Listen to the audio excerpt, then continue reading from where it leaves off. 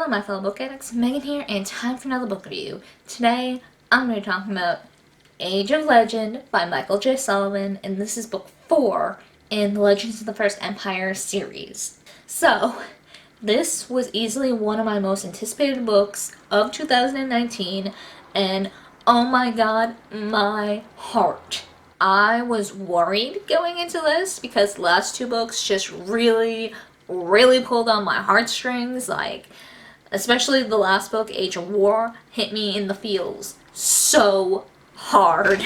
I reread it before I read this just to refresh my memory, and it still hit me so damn hard. Just like an avalanche of feels, which just made me really worried going into this book, because I'm like, can my heart take this book?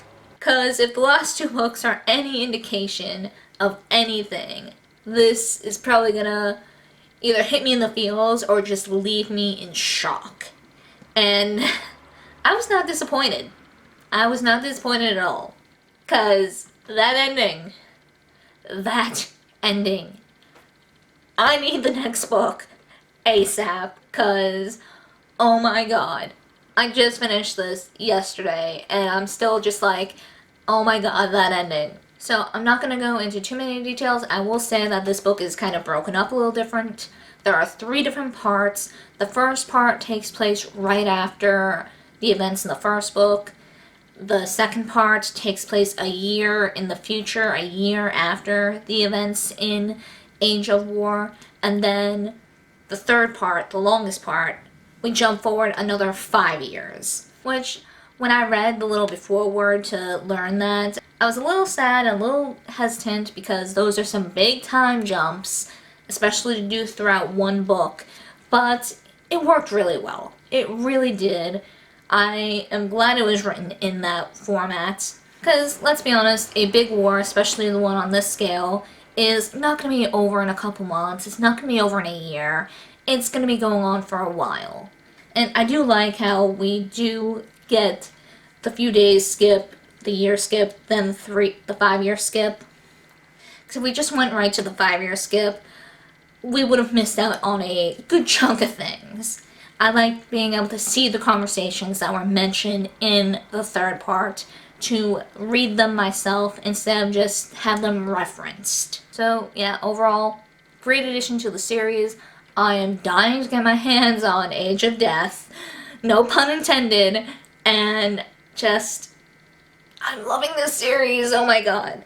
So, other than just repeating, oh my god, I love the series, I am going to be going into a spoiler bit, so if you have not finished Age of Legend yet, I highly suggest you click right now and come back after you catch up, because I need someone to talk about this with. I really do. Just, oh my god. Alright, so, where do I begin with this? It makes me so happy that Roan and Gifford are a couple, and just, they are so cute. They work together well. Bryn and Tesh, I still think is cute, though I do like how that little relationship of theirs is strained near the end. I do definitely see why Tesh does not want Bryn to drown herself in that pool, cause Malcolm supposedly wants her to. I totally understand that.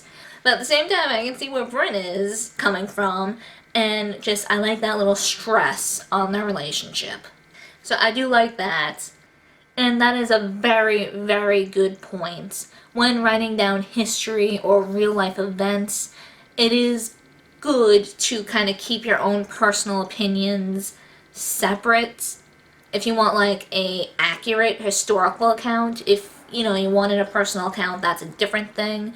But this is gonna be a history. So, she should try and keep things separate from her own personal feelings. I have been wondering what the heck Malcolm might have been up to these last 5 years. And I hope we find out in Age of Death, because I am deadly curious, especially considering that I now know who Malcolm is.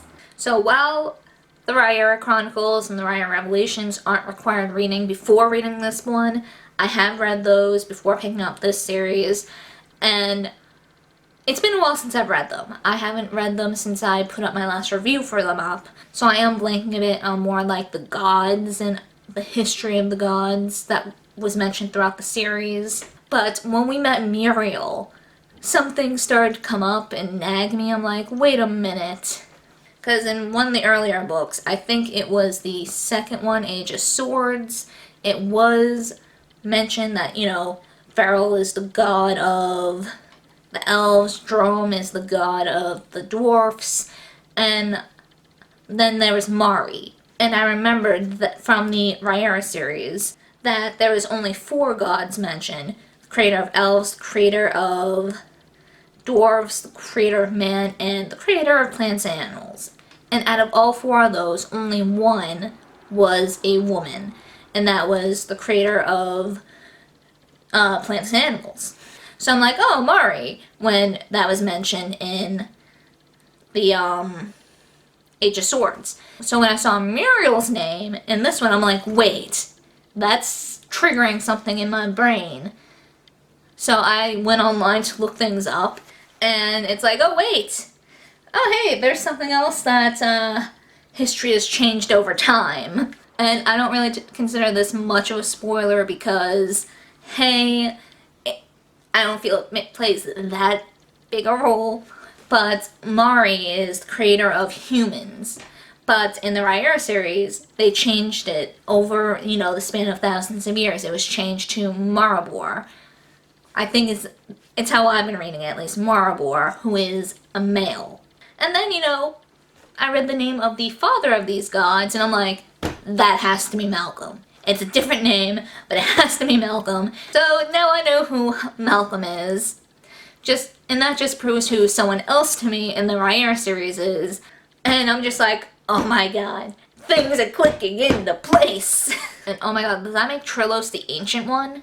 I'm still desperately trying to find out where Trillos fits into this. And god, I'm trying to remember every scrap of folklore and mythology and religious aspects from the Rhaenyra series to try and make things click, but everything is so foggy. Maybe is Trillos the creator of the goblins? Oh my god. Poor Suri. She's been getting hit with blow after blow in these books. In the Age of Swords, she lost Minna, she almost lost Arion. Then in Age of War, she lost Arion, and then had to sacrifice Wraith. And now here she is, 6 years later, she's trying hard not to grow attached to anyone so she won't have to sacrifice anyone again. Just that poor girl. Or woman, I should say now. And I do like to see how she has changed as she has grown up, but at the same time has stayed the same. She has matured a bit, but she still is deep down the same Suri. She hates walls, she hates being confined, she hates shoes, she hates baths.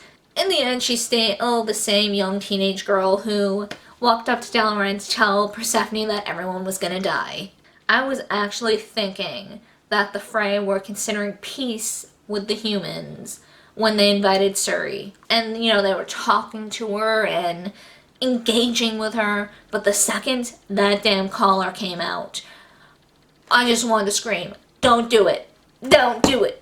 Do not do it. And then taking her all the way to the Fane and oh my god, poor Suri. I really hope that Tressa and everyone get to Suri before she is beyond saving, before she caves or goes insane.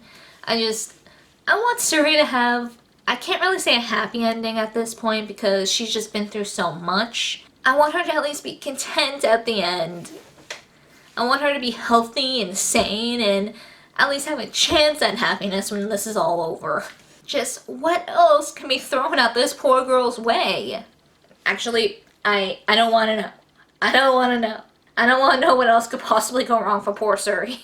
And I do like another thing. We didn't see as much of Persephone at this point, which I both was kind of sad about and I kind of liked at the same time. Because while she definitely was a huge character in the last couple books, being the ruler, the king of the runes, and her needing to make all these big choices, So, she was a big character, but I do like how we focus on other characters now. Like, I don't think her part is done. Far from it. The war still needs to be won, but I don't know, I feel things would get kind of dull focusing too much on her since she's not on the battle lines. That's all with Nifron and Tesh and all of them. So really, since they're at the standstill, there's only so much that we can see with her and her point of view. I'm curious to see more about her and Nifron's son, Nolan. I'm curious to see what more we learn about Muriel. Like, if we are ever going to see her and Malcolm interacting in the next 2 books, or if she's going to tell everyone why she hates Malcolm as she does, or if that's just going to be left for those of us who have read the Rhaenyra books to freak out about. Oh, God. I know I'm still probably saying his name right, but it's just, I probably pronounced the name. It wouldn't surprise me if I even pronounced his name differently in my previous book reviews, and I'm just bad at keeping track on how I say it. But Mionduel, reading it in my head, it sounds different when I say it out loud. Even I am bad with fantasy names. But Mionduel, oh my god, he is such a goddamn brat. I want to smack him over the head. Just how goddamn superior he feels. He is above everybody. How he treats his servant, who I think is his mother. That would explain why she gets so hurt and emotional when he is a jerk to her. And just, I hate him. And I hope he gets a good dose of reality. I'm actually surprised that it is revealed what Tesh has been doing to Nifron's followers. Slowly killing them off because they are the ones who killed his entire people. Like, in the last book, he killed Sebek, and over the past few years, he's been slowly picking off all the others, leaving Nifron for last. So I was actually surprised that came to light. I know, like, a lot of them don't believe it. Like, even Tech Ching, am I even saying his name right? I feel I am. He doesn't even believe that Tesh has been killing them off, though Moya does believe. So, and he even admitted it to Bryn. So I'm just like, I'm so curious to see how that affects everything. Like, if they get through this, if they survive, will they tell Persephone? If so, what will Persephone do? And also, I'm curious, if they are dead, if they manage to go out that door in the garden with the key, how are they going to be able to save Bryn? Are they going to become, like, corporal? Are they going to be, like, solid? Will they be able to do something? Or are they just going to be ghosts? I am worried that there are other things that I meant to talk about, but I can't for the life of me remember. So yeah, those are my thoughts, opinions, and such on Age of Legend. For those of you still watching, what did you think? Did you think this is a good edition? Did you not? What were some of the parts you liked? What are some of your theories or thoughts on what will happen in the future books? Let me know. Let's get a discussion going. And because I believe I said in the beginning, I honestly can't remember what I said. I need to say it out loud because it won't be real otherwise to me. So, spoilers if you haven't read the Rhaenyra series and you don't want to hear what I have to say. Oh my god, Malcolm has to be Erebus, meaning he is the father of the gods, meaning he is Kyle, going around performing good deeds to try and win Muriel's forgiveness. At least I'm pretty sure that's what it has to be. If he's Muriel's father, he has to be Mari, Ferrell, and Drome's father as well, unless that was changed as well. Unless history got that wrong as well. We'll find out, I guess. And I am assuming he already assaulted Muriel, since Muriel hates him. So I wonder if they already kind of came to the whole, okay, I will forgive you if you do this, and, go about doing the good deeds for feathers. I wonder if they've come to that point yet, or if that's something that's going to happen near the end of the series. So I am curious to see, like, where that falls on the timeline, or even if that timeline is as accurate, or really happened, or if history got that wrong as well. So yeah, that is it for this book review, and I hope to see you guys next time.